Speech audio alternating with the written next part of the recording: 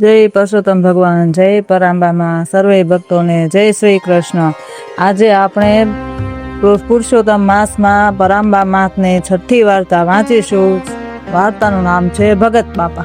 રામપુર ગામમાં મગન પટેલને 3 દીકરા હતા અને 100 વીઘા જમીનના માલિક હતા।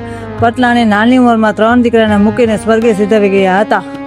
છેલ્લી ઘડીએ પટેલે વચન આપેલું કે મનસા, આ એક ભવમાં હું 2 ભવ નહીં કરું, તું જગદંબા માં જીવ રાખ, તારા દીકરાને દુઃખ નહીં પડવા દો। અને મનસાએ આંખ મીચેલી। ત્યારથી ગામમાં મગન ભગત તરીકે 5માં પૂછાય। નાના મોટા સૌ એમનું માન રાખે। ઘરમાં કોઈ સ્ત્રી નહીં, પણ આડોશ પાડોશના સૌ ઘરની સંભાળ રાખે। અને આમ આપત્તિના દિવસો વીત્યા।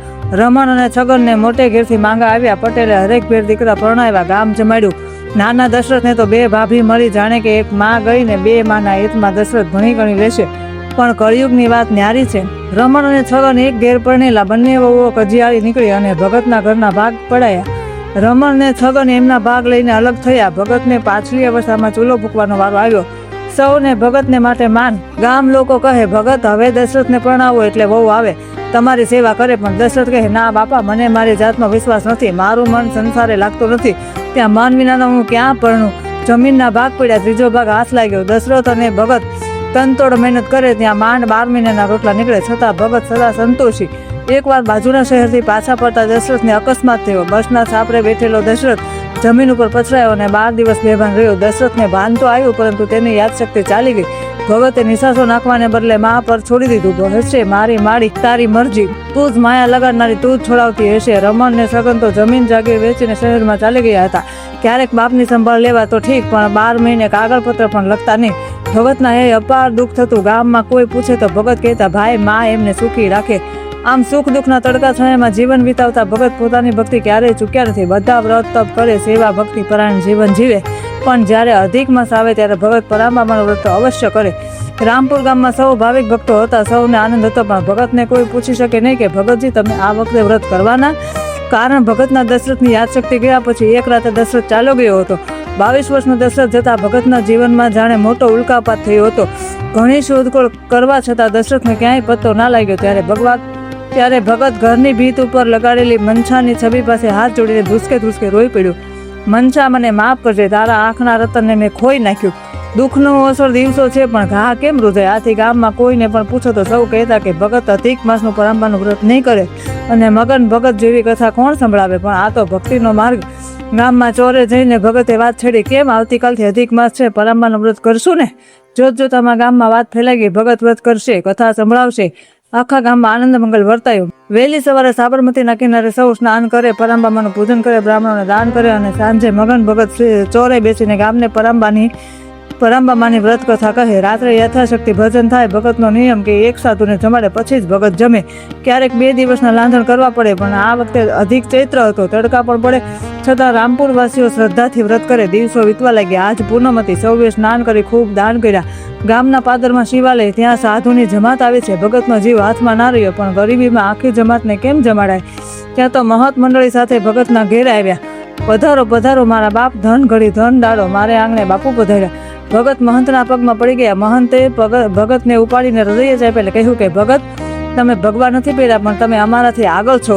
તો ભગત કહે કે ના બાપા, હું તો સાધુના ચરણની રજ છું।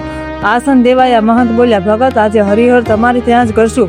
ભલે બાપા, મૂંઝાશો નહીં, જે બને તે ચપટી આપો, થાળ ધરીશું અને પ્રસાદ મોકલશું। ઘરમાં હતું તે ભગતે આપ્યું। સંત લોટ લઈને વિદાય થયા। બપોર થઈ। ભગત માના આસન પાસે બેઠા રડી રહ્યા છે। ભગત માના આસન પાસે બેઠીને રડી રહ્યા છે। માં, તારા વ્રતમાં સાધુ આવે, તારું આપેલું હું તો આપું, ખેર તારી લીલા તું જાણે। સાંજ પડી, ચોરે સૌ ભેગા થયા। કથા વાંચવાનો સમય ભગત કેમ ચૂકે? માની ધૂન થઈ, સૌ મસ્તીમાં મસ્ત છે। ત્યાં જમાતનો સાધુ પ્રસાદ લઈને આવ્યો। સૌએ માર્ગ દીધો। રોટલા ઉપર પરાંબામાનો દીવો પ્રકાશે છે। બાજુમાં પરાંબામાની છબી છે ને ધૂપની મીઠી સુવાસમાં ભગતે આંખ ખોલી, લ્યો ભગત બાપા પ્રસાદ। ત્યાં ભગતની દ્રષ્ટિ સાધુ પર પડી।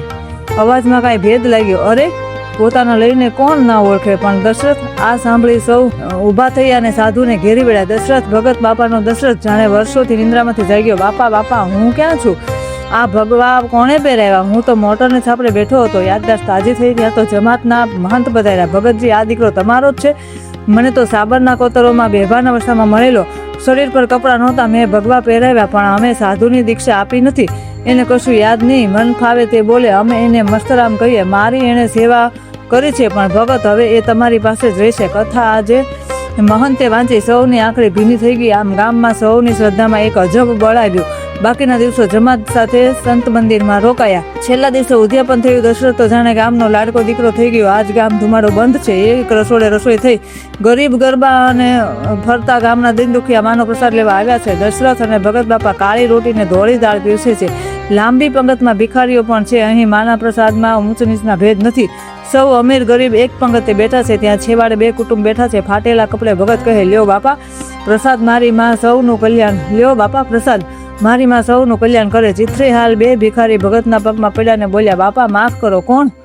રમણ, છગન. અરે બાપા આ શું? બંને વહુઓ લક્ષ્મીજીઓ તમે? હા બાપા, અમને અમારા કર્મનું ફળ મળ્યું. તમને છોડી ગયા ને અમારા આ હાલ થયા. રામપુરમાં તો જાણે આજ ચમત્કાર થયો. ભગત બાપાના ત્રણેય દીકરા મળ્યા. સૌની આંખડી આનંદ વિભોર બની. પરાંબાનો જયકાર ગુજાવતા હર્ષાશ્રુ વહાવા લાગ્યા અને ત્રણ દીકરાને બે વહુઓ લઈને ભગત બાપા સંત પાસે આવ્યા ને કહેવા લાગ્યા, પ્રભુ આ તો તમારા પગલાનો પ્રતાપ. સંત કહે, ના બાપા, આ તો તમારું પરાંબામાનું વ્રત ફળ્યું. આ વ્રત જે કરે તેની આશામાં પરાંબામાં અવશ્ય પૂર્ણ કરે છે. ને જે ભગત બાપાને વ્રત ફળ્યું તેમ સૌને વ્રત ફળજો. જય પરાંબામાં. પરાંબામાની આજની છઠ્ઠી વાર્તા સમાપ્ત. બોલ પરાંબામાં. જય પુરુષોત્તમ ભગવાનની જય. સર્વે દેવોને જય. સર્વે વૈષ્ણવને જય. મારી વાર્તા તમને ગમી હોય તો લાઈક કરજો, શેર કરજો. જય પરાંબામાં.